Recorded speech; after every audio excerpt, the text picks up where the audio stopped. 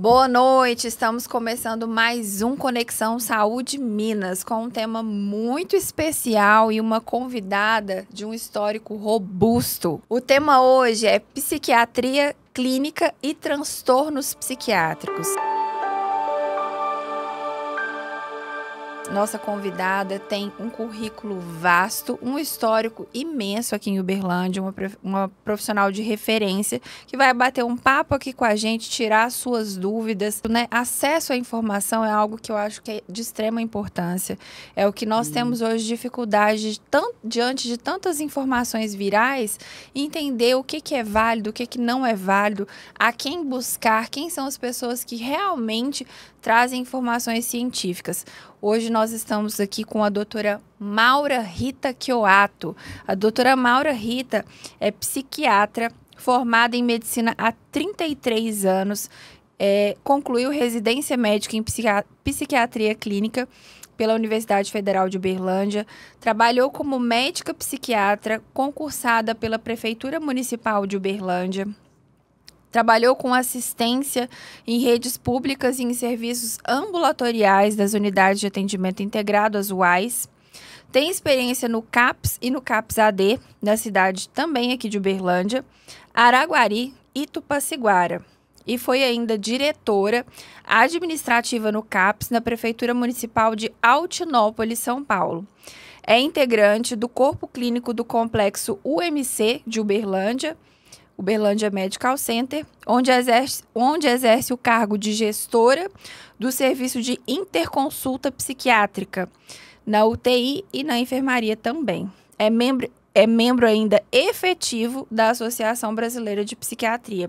Doutora Maura Rita, seja muito bem-vinda. Estou muito feliz pela sua presença. Já quero convidar o pessoal para compartilhar esse conteúdo, para seguir a nossa página, que você possa se apresentar para que as pessoas entendam o porquê de tamanha honra de ter você aqui com a gente.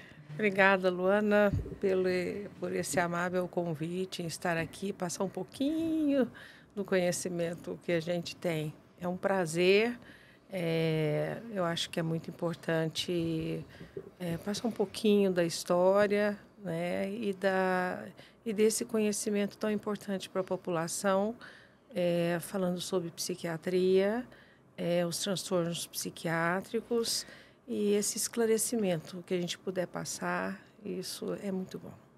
Perfeito. Doutora Maura Rita, hoje nós estamos observando aí a presença de muitos profissionais falando sobre doenças mentais, transtornos, né? Acho que é um tema que traz muitas dúvidas. Acho que nunca foi tão falado sobre a psiquiatria, sobre os transtornos mentais, sobre o TDAH, que acho que virou a onda do momento, né? E aí, assim, eu queria começar entendendo por que de tantas mudanças trazendo essa temática tão em alta, né? Por que agora a gente tem falado tanto? Tem algum motivo de ter surgido esse tema como tema central, principalmente falando de TDAH, que você enxerga ali um pico, principalmente relacionado após a pandemia? O que você observa, o motivo de tanta fala, principalmente na internet? Eu vou puxar uma coisa anterior, né, que são dados da Organização Mundial de Saúde, que a depressão, por exemplo, ela comete 300 milhões de pessoas no mundo. Índice de suicídio, 800 mil pessoas por ano. A gente teria uma média aí de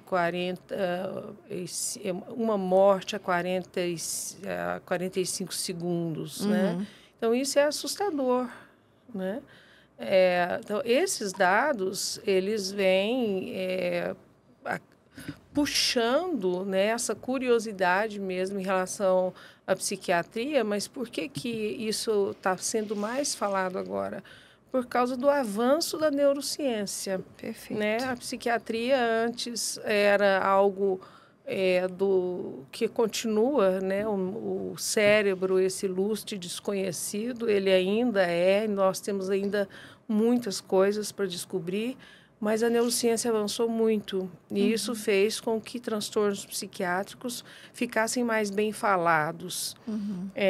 Na minha época, né, eu me formei há 33 anos, poucos colegas, né, poucos, me lembro, são psiquiatras. Né? Ali a gente tinha muito mais a ginecologia, a pediatria, a psiquiatria era algo que todo mundo queria ficar bem longe dela. Difícil de Era conduzir. muito difícil, porque era algo que você não é palpável. Né? Hoje, com neurociência, você consegue enxergar o funcionamento neural, né? Os circuitos neurais foram mais estudados e aí vieram os diagnósticos, né, que antes não eram tão falados, não eram tão conhecidos. Então, o TDAH, por exemplo, como você falou, sempre existiu. A questão é que o diagnóstico acontece mais agora, né? E isso, as pessoas ficam mais atentas a isso. O acesso à informação mudou, né, doutora? Exatamente. O acesso à informação está maior ainda. Então, depressão e ansiedade eram mais conhecidas antigamente, mais faladas. Então, o pessoal se identificava mais. Outro transtorno que é mais recente, sendo dito, é o transtorno afetivo bipolar, que antes não se falava muito, não se diagnosticava. Então, hoje a gente tem também, fala-se muito nisso, e as pessoas, por falar nisso, as pessoas se identificam e acabam buscando ajuda.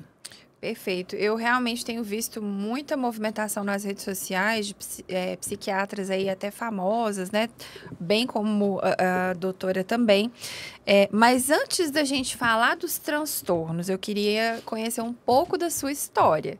Porque para você chegar no nome que você tem hoje, com o tamanho currículo, você passou por vários locais da nossa região, não só em Uberlândia, né? Lendo aqui um pouquinho da sua trajetória. Você pode contar para que o pessoal conheça melhor um pouco a doutora Maura Rita? É interessante a minha história, porque eu sou, com muito orgulho, de Araguari, uma cidade muito pequena. Né? Então, eu sou araguarina. E a Araguari, né, na minha infância, era uma cidade extremamente pequena. Não tinha muita coisa para fazer, então o que eu fazia lá era andar de bicicleta. Minha mãe, professora de português, recebia muitos livros, eu lia um livro por dia. Eu era rato de biblioteca, né? Na biblioteca não tinha muita coisa, mas eu ficava futricando lá. Tocava piano, né? Olha só que legal. Comecei piano aos 7 anos de idade, acabei me formando em piano clássico. Fiz conservatório, toco piano, toco violão, canto. Olha só, que chique, não sabia disso. Desde quando eu comecei a escrever, eu escrevo poesia e as poesias elas vêm assim, não sei da onde que vem, não. Mas um dia esse livro será publicado. Sensacional. Além de andar de bicicleta, eu ia na biblioteca e eu via alguns livros em que via alguns desenhos de cérebro e aquilo ali me encantava profundamente. Naquele momento, com 15 anos, eu que não entendia absolutamente nada de nada, eu falei, eu vou ser isso aí. O que é isso aí para poder estudar? Né? Então, ali era um livro de neurologia, mas eu falava, tem algo além. Então, não é bem neurologia que eu quero, não vou ficar fechado só nisso. O que mais que tem para saber? E aí eu peguei um livro lá, né, o grau, né, da criança, de Michael Foucault, A História da Loucura. Então, eu fui ler aquilo, que eu não entendia absolutamente nada, mas eu lia e falava assim, que né? legal. E era amante de Agatha Christie. Todos os livros que eu conseguia da Agatha Christie, eu lia. E, então, esse meu perfil investigativo, ele sempre existiu em mim. Tanto é que eu iniciei uma pós-graduação em Criminal Profiling, né, em Ribeirão Preto, que é exatamente a pesquisa do perfil criminoso, né? E isso sempre me encantou, essa questão investigativa. E psiquiatria é investigação pura, né? Porque você investiga não só aquilo que você pode pedir algum exame ou não, mas é algo que é um quebra-cabeça que você monta com pecinhas muito pequenininhas. E isso, eu gosto disso. O cérebro, para mim, é encantador. Eu acho que quando a gente vai escolher a nossa profissão, a gente tem que pegar aquilo que nos encanta. Perfeito. E que deixa a gente sempre curiosa. E ele sempre me deixou curiosa. Então, assim, foi com 15 anos, eu decidi que eu ia fazer medicina. Foi uma briga dentro aqui do meu cérebro, meu cérebro, porque eu sou canhota, né? Então tem um lado musical, O lado artístico forte. Então eu vivi uma luta muito grande entre a música e a medicina. Ah, mas dá pra pular um pouquinho pro artístico de vez em quando? Eu pulei de vez em quando. De vez em quando, não, muito eu pulei. Mas eu tive que decidir, durante um momento, eu tive que fazer a decisão. Bacana demais sua história. E como profissional, conta um pouquinho pra gente, assim, eu li aqui bastante do seu currículo e tudo, né? Hoje você está na área clínica. Mas antes de chegar, conta um pouquinho pro pessoal. Eu vi que você foi diretora também, né? Agora membro da sociedade. Como que foi essa trajetória aí de 33 anos de atuação? Para mim ela foi natural, assim. Aquilo que eu estava galgando, eu fui lutando e eu fui conquistando, né? Nunca tive dúvida alguma, né? Quando eu me formei, eu já sabia o que eu ia fazer, né? Teve uma surpresa no meio do caminho, que foi uma gravidez. Então, a minha residência, eu estava com a barriga gigantesca, andando no hospital psiquiátrico, né? Mas aí eu tive meu presente, que é minha filha, né, Luísa. Mas, assim, tudo que aparecia na frente, né, a prefeitura, né, o concurso da prefeitura que eu passei, apareceu as UAS, eu andava ali na Rondon parecendo uma louca de um lado para o outro, né, não parava. Trabalhando sempre. Eu nunca parei. Eu tive só uma pausa há 12 anos, 13 anos, quando eu tive câncer de mama. Aí eu tive um ano de pausado. Na realidade, falo aqui diretamente aos meus pacientes que foram na época, que não souberam o que aconteceu comigo, porque eu tive um diagnóstico na quarta-feira, sexta-feira eu já estava dentro de um centro cirúrgico. Então, todos os meus pacientes que estavam em tratamento comigo, eu sumi. Fui abduzida. Então, alguns não sabem o que aconteceu comigo, alguns pensaram que eu tinha morrido, não morri, eu estou viva. Fiquei afastada, né? Muitos não sabem. Foi quando, doutora? Foi em 2013. 2013.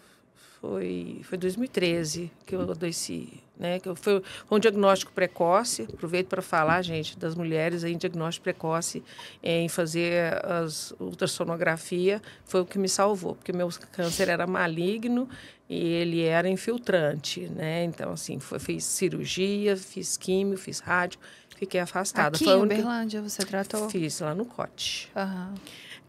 Então, essa foi a única pausa que eu tive, porque foi questão de doença. Depois eu retomei. Foi aí que eu fui parar em São Paulo, passei num concurso para retomar a minha vida. Depois do câncer? Depois que eu tive câncer. Aí você mudou para São Paulo? Eu fiquei um ano viajando. Eu ia e voltava, né?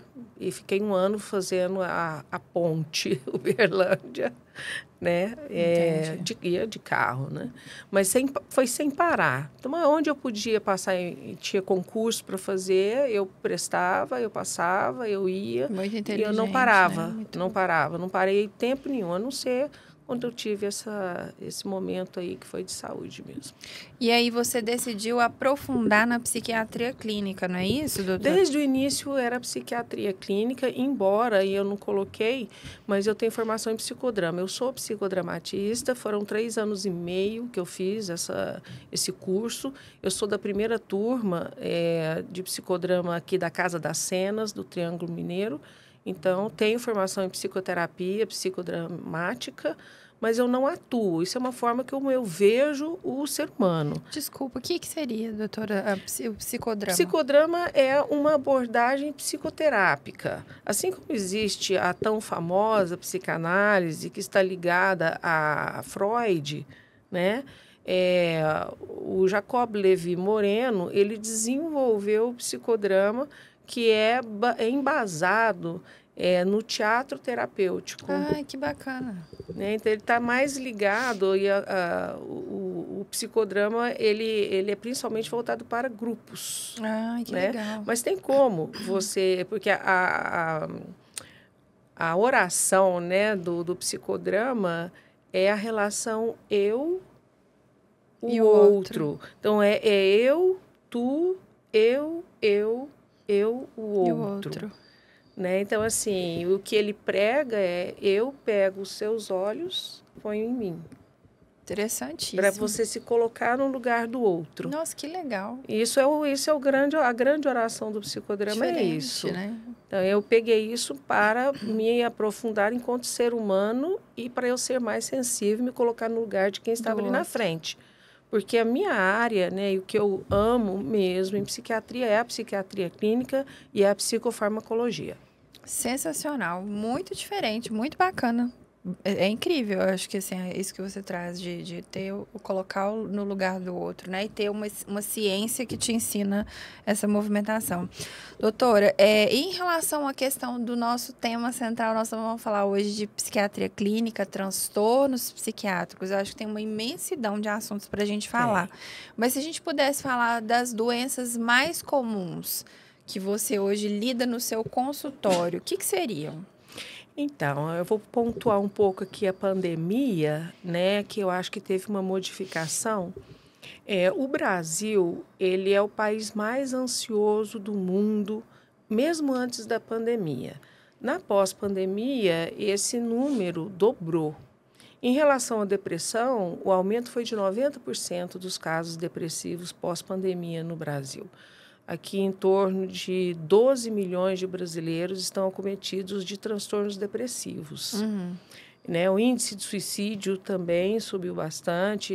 Eu, como sou coordenadora ali das interconsultas psiquiátricas, são os pacientes que entram ali no pronto-socorro, que sejam por patologias clínicas e comorbidades psiquiátricas ou tentativas de suicídio, agitação psicomotora. Então, a gente tem observado muitas ideações suicidas lá.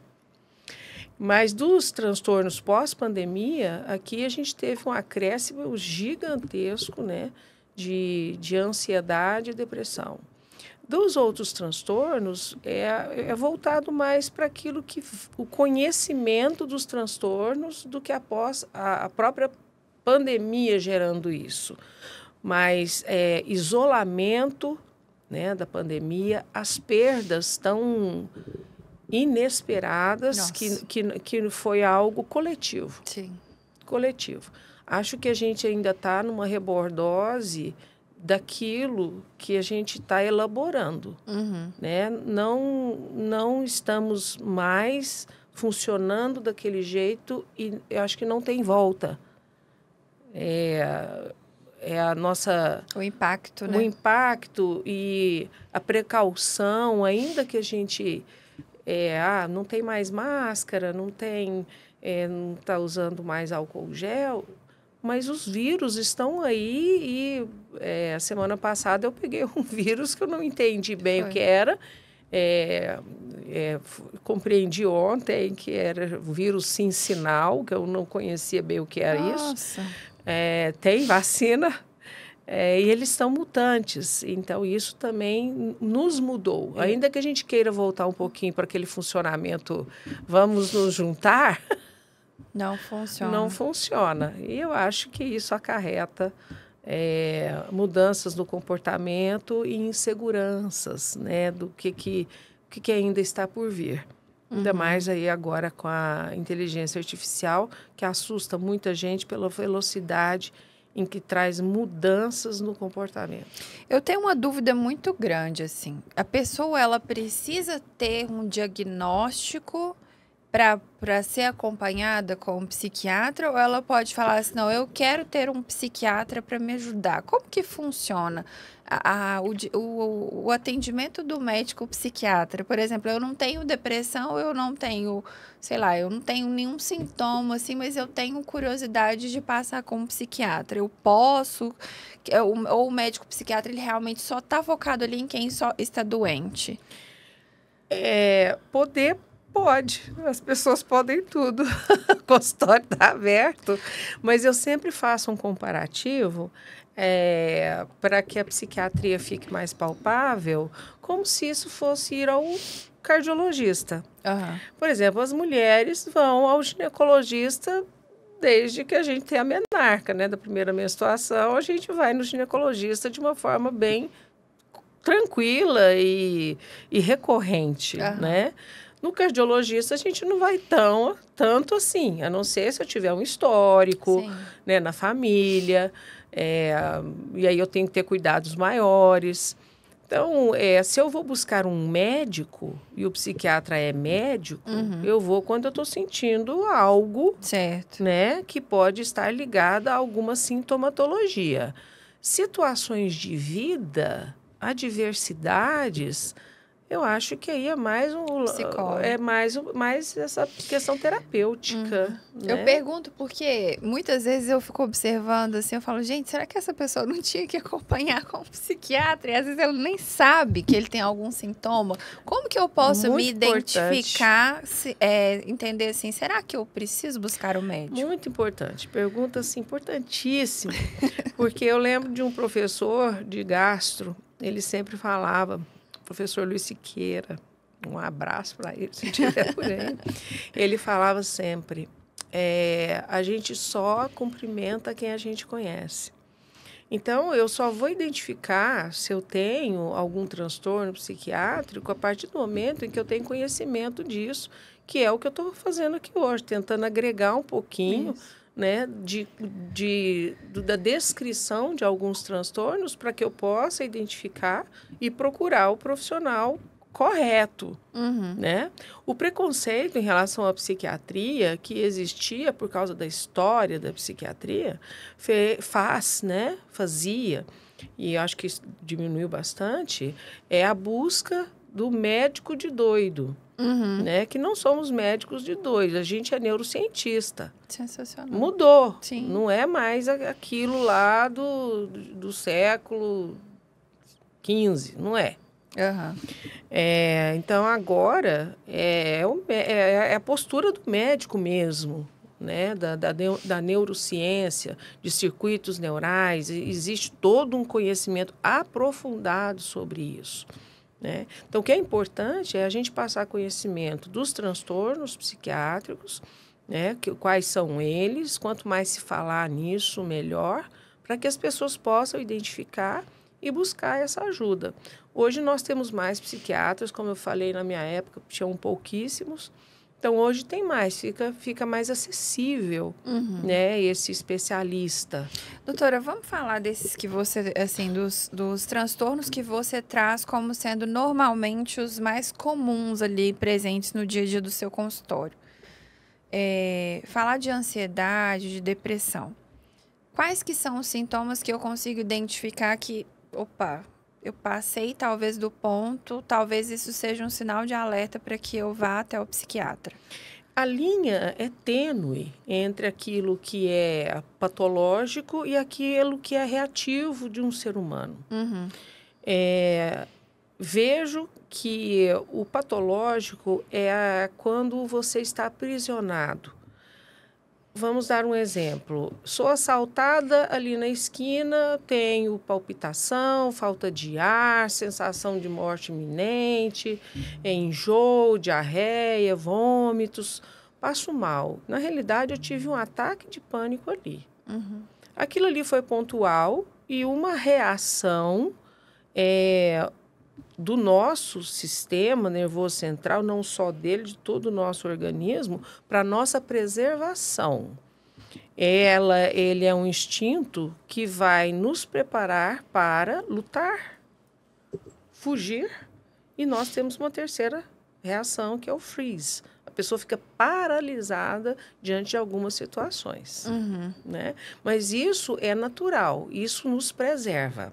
Certo. Mas quando eu começo a ter esse tipo de sintoma, sem nenhum tipo de fator desencadeante, ele vem de repente, do nada, estou tranquila assistindo Netflix, começo a passar mal. Estou tendo um ataque de pânico e isso se torna recorrente.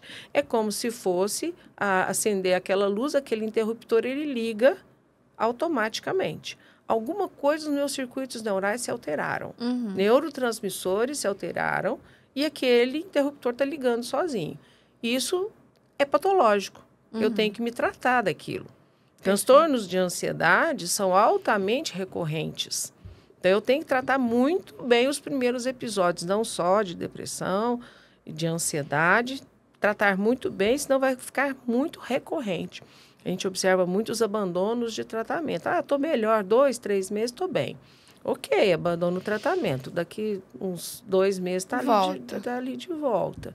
Então, é importante a gente falar. Uma coisa que eu queria, que eu acho importante, sobre o falar, né, e essa abertura da psiquiatria, é que se você for olhar na história, papiros, né, na antiga Grécia, antes de Cristo, já havia descrição, né, que hoje a gente vê de transtornos psiquiátricos. Então, isso é coisa antiguíssima.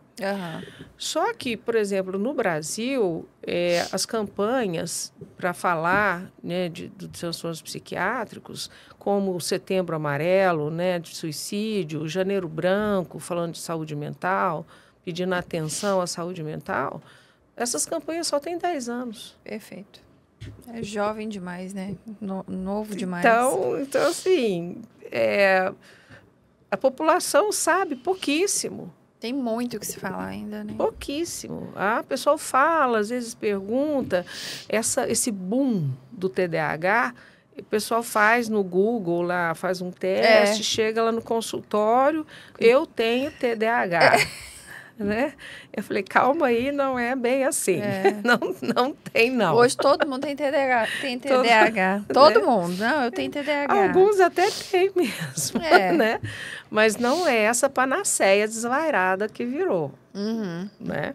Então, assim, TDAH é um transtorno do neurodesenvolvimento, né? A criança nasce dessa forma.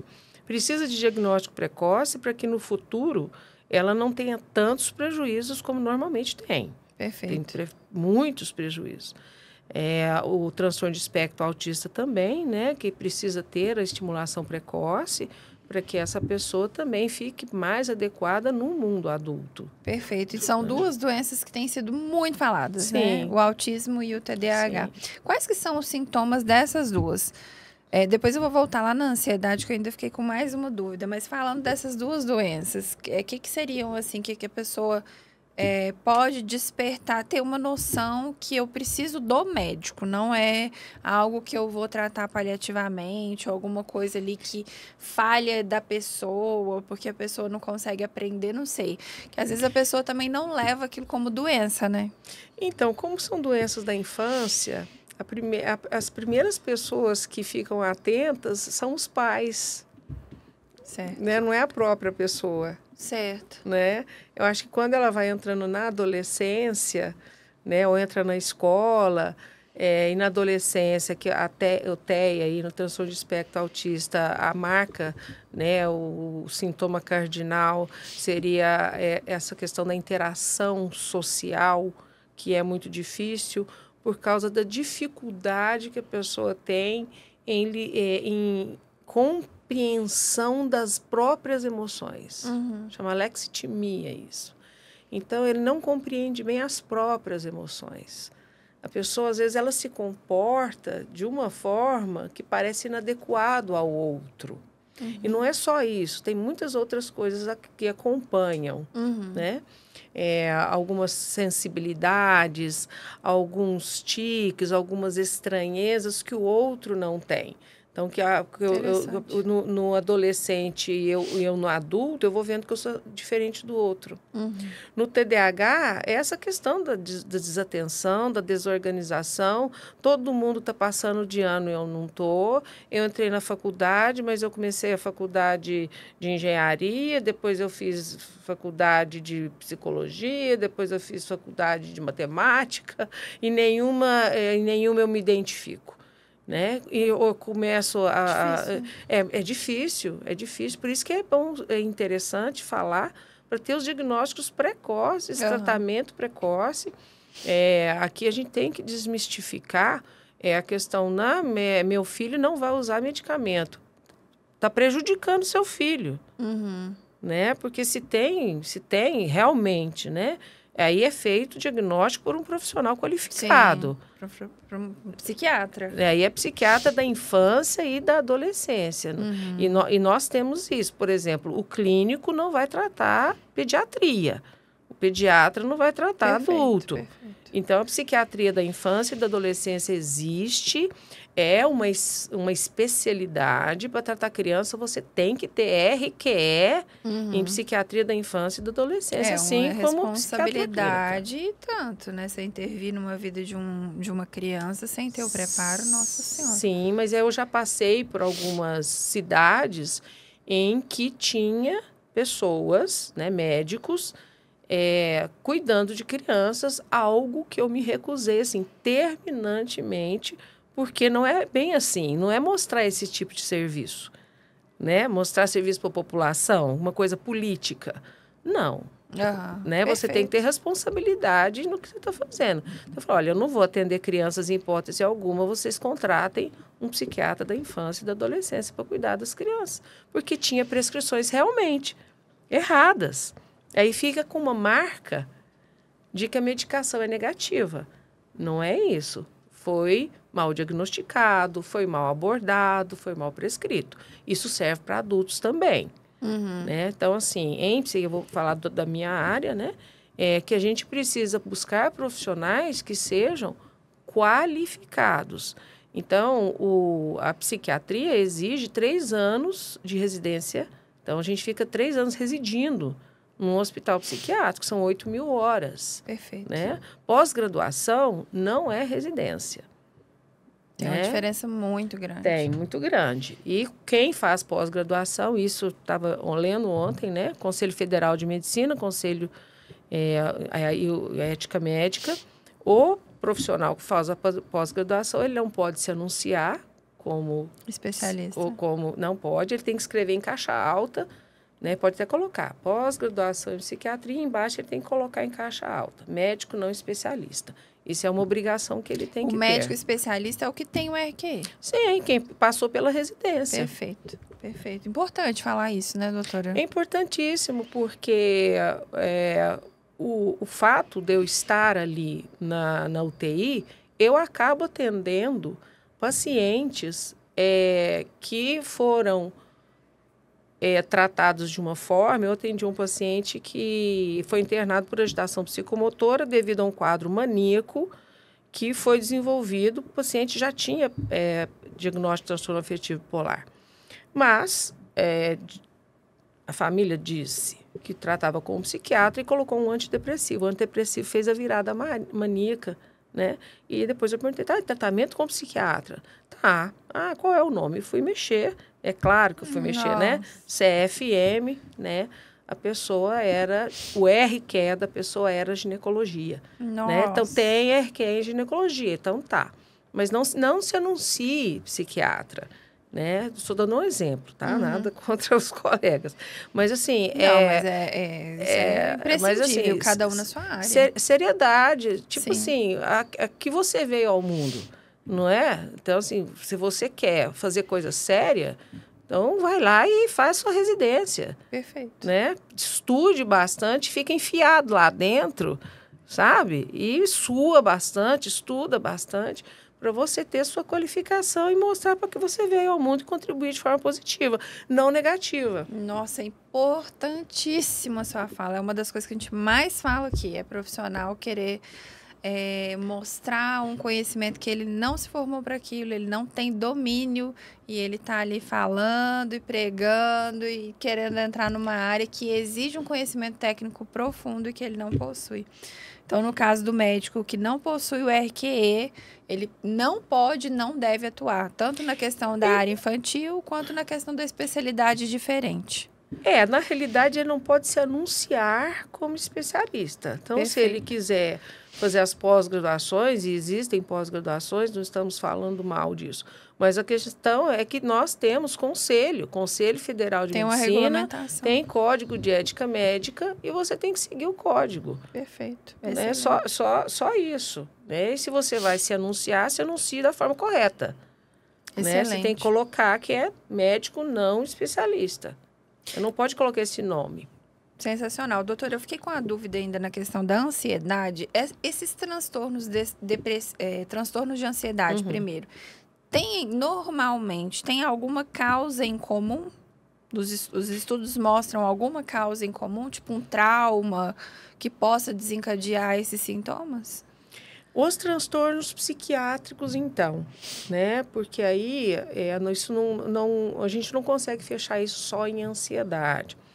Transtornos psiquiátricos têm causas genéticas,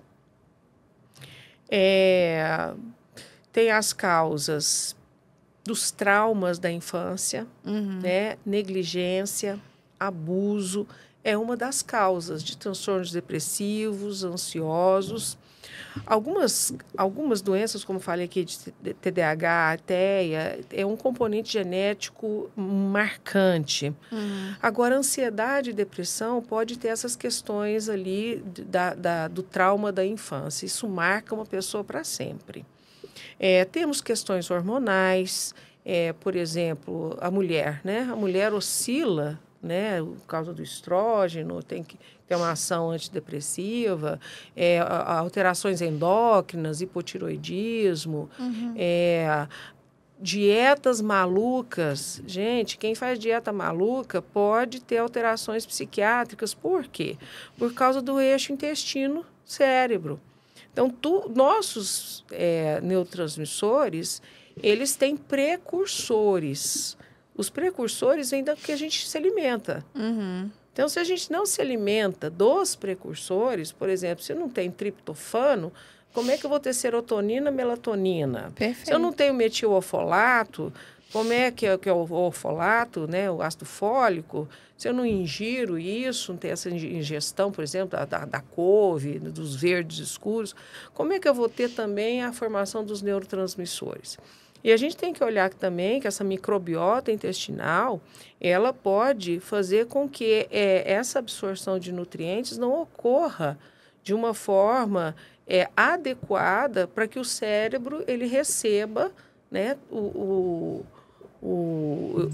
esses precursores para que a circuitaria neural funcione bem.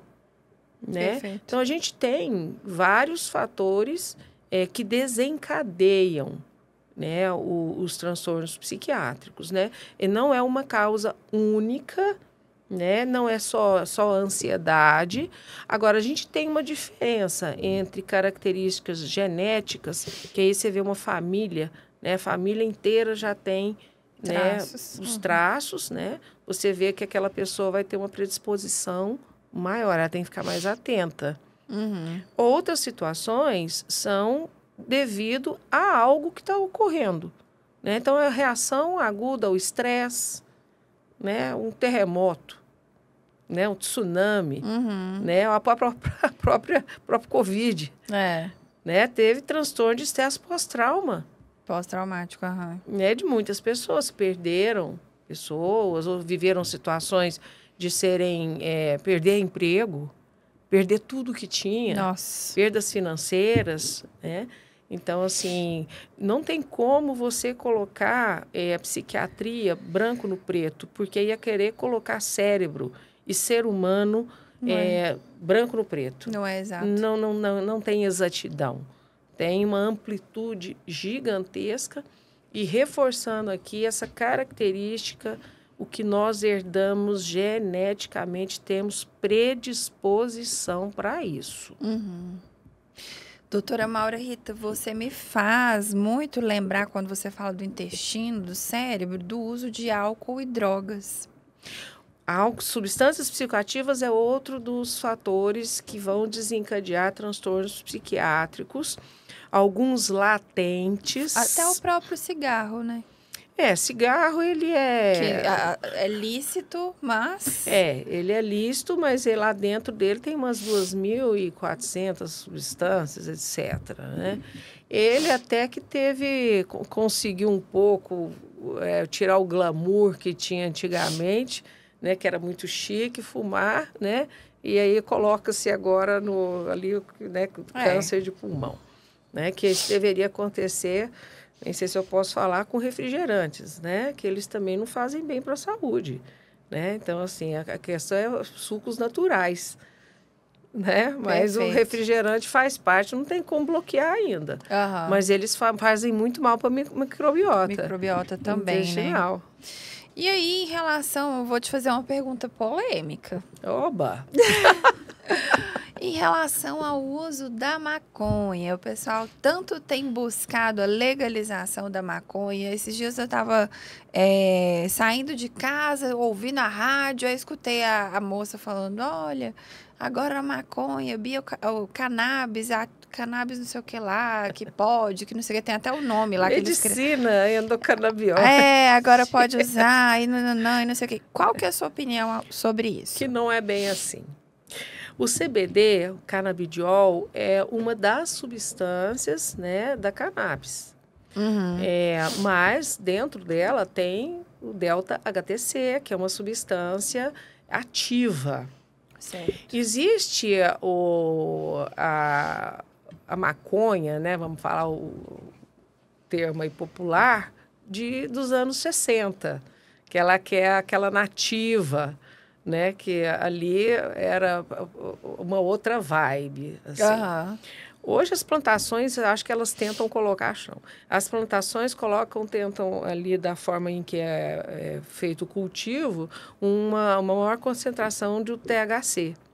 Isso faz com que pessoas, adolescentes, né, os adolescentes com algum tipo de predisposição a sintomas psicóticos, desencadeiem muito cedo os quadros, por exemplo, de esquizofrenia. Então, isso é muito falado em todos os congressos, para quem os professores, né, que falam dessa questão da dependência química, que o uso de canabidioide pode gerar, e gera, transtornos psicóticos mais cedo, nos adolescentes, né? Então, não é bem assim que funciona. O CBD, ele está liberado pela Associação Brasileira de Psiquiatria para transtornos psiquiátricos? Não está. O CBD tem realmente, ele é um ansiolítico, ele tem uma ação ansiolítica, sim. Muitas coisas estão em pesquisa, né? Não só CBD, como outros, como alucinógenos, por exemplo, estão em pesquisa, mas pesquisa ainda que está muito iniciante. No embrião ainda, não é uma coisa... Não tem nem 10 anos, assim? Isso ainda isso ainda está por vir. Tem um professor do Texas, daqui do Brasil, né, o João Quevedo, Dr. João Quevedo, ele mora no Texas, ele faz muita pesquisa em relação a essas questões, né? Mas ele sempre fala do cuidado em relação a isso, que ainda são as pesquisas precoces ainda. Está sendo pesquisado, mas não é aquilo. Então, vamos ali para uma fazenda, usar uma ayahuasca lá para abrir a mente. Tem que tomar muito cuidado, porque você pode ter uma predisposição a isso. Você perguntou aqui de canabidioide, mas não é isso também. Eu falo panaceia desvairada, porque as pessoas querem fazer uma liberação confundindo as coisas, né? Porque agora tem CBD para usar, o valor é altíssimo, sendo que você consegue tratar ansiedade, depressão com as medicações padronizadas. Você consegue muito bem tratar. Né? Para quê, né? Um incentivo de algo que nem tem. E que vira uma polêmica e é aquilo de levantar a bandeira para aquilo que eu bem quero. Eu pego aquela onda naquilo que eu quero e vou me mesclando ali para ver aquilo que eu consigo. Entendi. Né? Mas Perfeito. aí se confunde. Doutora, e aí voltando então para a ciência, para aquilo que tem comprovação, para a sua área, né? Que é a área que a gente quer focar aqui. Normalmente, como que são os tratamentos, tanto para depressão quanto para esse paciente que sofre de ansiedade, né? Não sei qual que seria a nomenclatura certa que a gente pode dizer, né? Transtorno de ansiedade mesmo, né? Como que é o tratamento? O tratamento, ele tem sempre a abordagem, a gente sempre faz um encaminhamento para psicoterapia também, né? Porque questões humanas, né? Embora eu puxe muito para a minha psicofarmacologia, que eu gosto, porque eu gosto, mas o ser humano não se resume em neurotransmissor e em circuitaria neural. Ele tem todo um algo ao redor dele. Então, o encaminhamento para a terapia, ela é importante, ela faz parte, né? Caminha junto. Então, o psiquiatra, ele caminha junto com o psicólogo e ele caminha junto com o nutricionista. Não tem como psiquiatria funcionar sem nutricionista junto. Você tem que ter um nutricionista. Que é o caso meu com a minha filha, que é nutricionista clínica, né? Que é um instituto que eu ato, a gente faz esse trabalho conjunto, né? Incrível. Então, assim, o que é? O paciente chega, ele vai trazer as queixas dele. Quando um paciente chega na nossa frente, é igual um holograma que se abre com inúmeros diagnósticos diferenciais. Então, assim, ansiedade, ela não vem sozinha. Muitas vezes, ela vem com muitas outras comorbidades que você tem que fazer uma identificação. Uma das maiores, né, que eu vejo são os transtornos de sono associados. Né? E com esse mundo moderno, o pessoal fica com muito celular, muito computador, a pessoa não dorme. Então, se ela não dorme, a facilidade em ela ter um desajuste nesses circuitos neurais é altíssimo. Nossa. E é aí que vem o tal do TDAH. Eu tenho TDAH. Não, você não tem TDAH, você não dorme. É isso. Confunde você troca a noite, confunde. Aí vira E aí o que a gente faz? A gente organiza. Né? Você tem que fazer a anamnese é enorme. Sensacional. Né? É gigantesca, porque você tem que ver desde a infância. Né? Porque será que teve trauma na infância também? Olha só. Então as consultas, elas são mensais. Não existe uma consulta única. Eu vou no psiquiatra uma vez, ele olhou na minha cara, ele bateu um carimbo na minha testa e falou que eu tenho isso. Mentira. Não mentira. Não existe. O diagnóstico em psiquiatria, ele é longitudinal. Você tem que fazer pesquisa. É o detetive, a lupa, desse tamanho. Mas será que todos os psiquiatras fazem isso? Os de verdade, sim. Porque eu já vi uns traumas aí com psiquiatra. É aquilo que eu falo, gente. Aqui você veio nesse mundo. Se você veio com o dom de fazer alguma coisa, faça valer. Não faz a coisa meio enfiada, entruncada, não. Né? Você marca negativamente uma vida, né, doutora? E ainda contamina, assim, a especialidade. Perfeito, é isso mesmo. Né? Porque, assim, eu estava falando, o tratamento psiquiátrico, ele é mensal. Porque até você decifrar aquele cérebro que está ali, que não é só o cérebro e a pessoa em si, para você fazer diagnósticos diferenciais, que não se resume, né, no psiquiatra, não se resume apenas ao circuito neural, mas também o que você come. Você come muito açúcar? Você come fritura? Se eu não fazer essa pergunta, se eu não falar para ele que ele tem que mudar, eu não vou mudar o cérebro dele com o meu remédio. Um recado, doutora Luísa Chioato, da próxima vez você tem que estar aqui para complementar esse bate-papo. Já quero ver isso acontecendo. Gente, isso é incrível isso que você está trazendo. Isso é incrível, incrível mesmo. Eu nunca vi um psiquiatra falando sobre isso. Nunca, é a primeira vez. Mas essa é o meu cotidiano. Meu cotidiano, ele é essa coisa, é ampliado, né? E, assim, essa questão alimentar, e de sono, por exemplo, é prioritário. Tem gente que sai do meu consultório, às vezes, só com uma higiene do sono. Né? Não é nem com a prescrição, uma medicação. É porque tá com o celular na cara. Né? E eu falo, não, você está errado. A pessoa saiu dali com uma higiene do sono, depois voltou, fez um retorno, estava fazendo a higiene do sono e falou, não, doutora, tinha razão. Não precisou de medicação naquele momento. Isso não é tão comum. A maioria que acaba procurando realmente tem transtornos ali, né? E aí a gente acaba tratando adequadamente, mas exige atenção, precisa ter olho de águia. Você precisa ter... igual a faca, né, que a gente vai afiando, você vai afiando cada vez mais para você ser um tiro certeiro. Doutora, mais uma pergunta um pouquinho polêmica. Ótimo. Que venha. Eu não tinha te falado, não, mas assim, você vai trazendo e vão surgindo aqui as dúvidas. Medicamentos da moda, que você falou que gosta dessa área.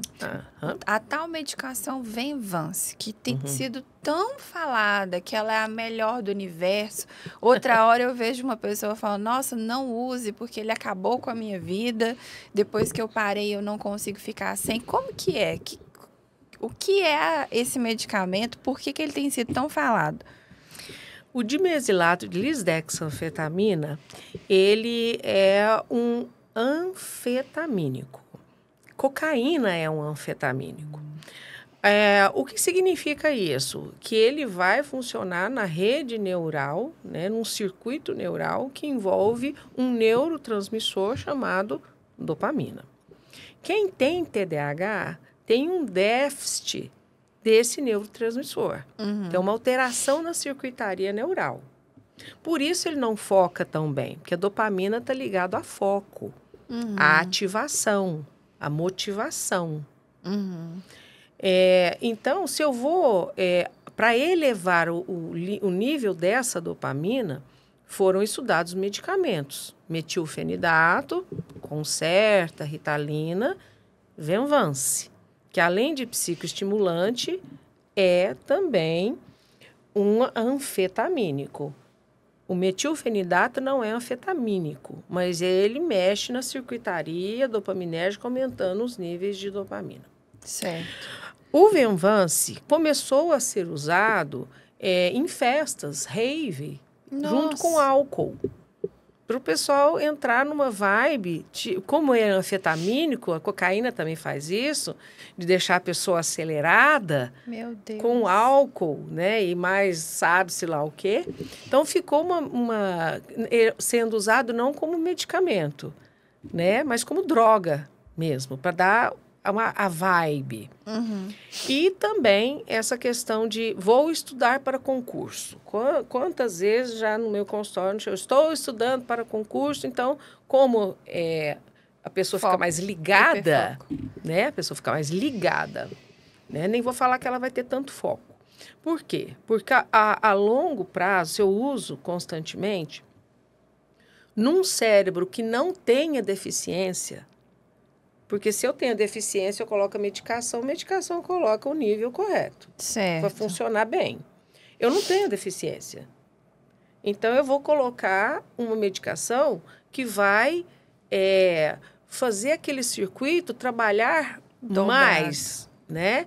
Então, vai ter uma liberação na fenda sináptica, uma liberação maior daquela dopamina. Exacerbado. E o que vai acontecer com esse exacerbado depois? A depleção é não ter dopamina na fenda sináptica.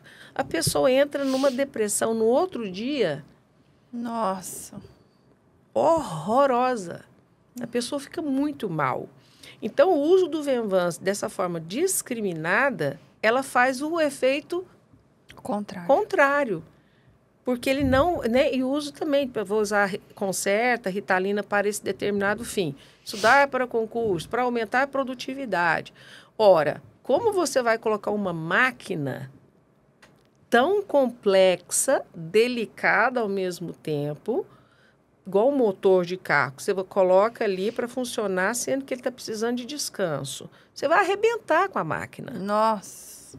Então, você vê pessoas arrebentadas chegando no consultório, querendo mais e mais e mais. Você fala, onde você quer chegar com isso? Que produtividade é essa que você tem que mostrar? Né? Uma pessoa que não dorme. Não dorme, chega lá tremendo. O que é isso? Então, assim, quando você está diante de um psiquiatra, e eu sempre falo, olha, você tem um médico que merece. Porque quando chega no psiquiatra, ali é linha dura. Ou segue direitinho, faz a higiene do sono, se organiza para você ter uma vida saudável, né? Ou prescrição ali, porque uma vez um paciente quase me bateu. Né? Você vai fazer uma receita aí para mim, porque eu estou estudando para concurso, não sei o quê. Eu falei assim, não vou fazer, porque eu fiz um questionário, tentei investigar, né? Porque o objetivo dele era pegar uma receita amarela. Né? E era uma época que eu atendia convênio, né? Eu não atendo mais. Então, assim, tipo assim, médico de convênio prescreve qualquer coisa. Peraí, sabe? Eu falei assim, porque meu médico é particular e não sei o quê, já que eu tenho esse convênio, eu vim aqui. Eu falei assim, olha, você não sabe com quem você está falando. Porque não é você não sabe com quem você está mexendo. Não é uma medicina banalizada. Né? Não é isso. Eu falei, olha, não vou te prescrever. Como não? Eu falei, porque não tem indicação. Ficou nervoso, saiu bater na porta. Nossa. A gente passa por isso. Olha, eu tô, assim, apaixonada. Você é encantadora. Obrigada. De verdade. Nossa, incrível, incrível. Eu tô aqui até olhando aqui a minha colinha de perguntas. Uma das coisas que eu gostaria de saber é a sua opinião em relação a essa quantidade acelerada de informações. Eu vejo muito Augusto Cury falando sobre isso. Né? Sobre, é muita informação o tempo todo. Qual que é o impacto que você vê isso em relação a lá no seu consultório, na psiquiatria, as pessoas que, né, buscam o suporte do psiquiatra? Qual que é a relação que você percebe aí no dia a dia? Tem algum impacto direto? As pessoas que te procuram, normalmente você dá uma entrada nessa área também ou não? A gente entra dentro daquilo que o paciente traz, né? E a gente identifica aquilo que é da patologia e aquilo que são maus hábitos, por exemplo. Você falou. Né? Então, a gente sempre vai pontuar. Né? Então, assim, o sono alterado tem vindo aparecido demais, né? A alimentação que ela é ruim por causa da velocidade que a pessoa tem. Né? Ou tem muitos empregos, vai para um lado, vai para o outro, acaba comendo mal. Come o que tem ali na frente, um salgadinho, alguma coisa assim. E não presta, não dá, perdendo a qualidade de vida. Então, a gente vai falar o quê? De estilo de vida. Como é que essa velocidade está interferindo na minha qualidade de vida? E eu acho que é um questionamento que a gente tem que fazer. Aonde eu quero parar? Qual que é o meu objetivo? Ainda que eu tenha muita informação, se eu não fizer uma triagem, né? Porque eu quero ser o quê? O super-homem? Eu quero ser a Mulher Maravilha? Para quê? Aonde eu quero chegar com isso? Perfeito. Né? Eu acho que a gente tem que se adequar àquilo que chega de novo para nós a nosso favor. E não como algo que é o nosso inimigo, que vai acabar com a nossa vida. Porque eu posso desencadear com essa velocidade, ou eu não me cuidando, eu vou acordar genes adormecidos. E nós carregamos genes, não é só do nosso pai, da nossa mãe. Eles vêm lá do Homo sapiens. De onde surgiu o primeiro. Mesmo quem não tem, às vezes pode apresentar. Às vezes não tem um parente próximo, não conhece ninguém. Se você fizer teste genético, e assim, eu sou apaixonada nessa questão genética, né? Aí a gente vai entrar em outro lado da psiquiatria, que é a genética. Né? Então, nós temos genes adormecidos. Então, se você faz um teste genético, você vê a carga genética que você tem de predisposição. Todos nós temos. Todos nós carregamos. Olha só. Todos nós carregamos vários e vários. E a genética, ela é de polimorfismo. Não é um gene só. Né? É poligênica, são muitos genes combinados, né? E ali, inúmeras doenças que a gente não tem a menor noção que a gente carrega. Predisposição. E se eu vou desencadear ou não, isso vem muito do meu estilo de vida. É bom a gente falar isso, que as pessoas se atentem, né? Porque eu quero ser o quê? Aonde eu quero chegar? Sensacional. Doutora, eu tô me sentindo lisonjeada de verdade, assim, com a sua presença. Você é realmente encantadora. A gente quer... Ó, o tempo já passou e eu tô aqui querendo ouvir mais. Eu quero convidar pra gente ter um quadro seu, sentar você, doutora Luísa, trazer uma equipe multi aqui para agregar nesse quadro, de repente, para a gente falar de uma temática por vez, falar do autismo, falar do TDAH, falar de... Porque eu acho que cabe muito, é necessário, as pessoas gostam, as pessoas querem ouvir mais sobre isso. Eu sou uma das que eu fico assim, ó, até com o olho até assim, querendo absorver a informação, porque... A gente presencia isso no nosso dia a dia, né? E a gente, pelo menos, saber direcionar, nós que somos profissionais de saúde, eu acho que agrega muito. É incrível a forma como você traz isso de uma maneira mais clara. Entender o dia a dia também, o impacto que o dia a dia pode trazer. Pra gente fechar, o tempo já passou. Já passou! Já! Eu quero te agradecer imensamente. Já vamos aguardar o próximo, marcar a data, né, pessoal, de continuar com a doutora Maura Rita aqui, porque tá muito bacana, o bate-papo muito denso, muito rico.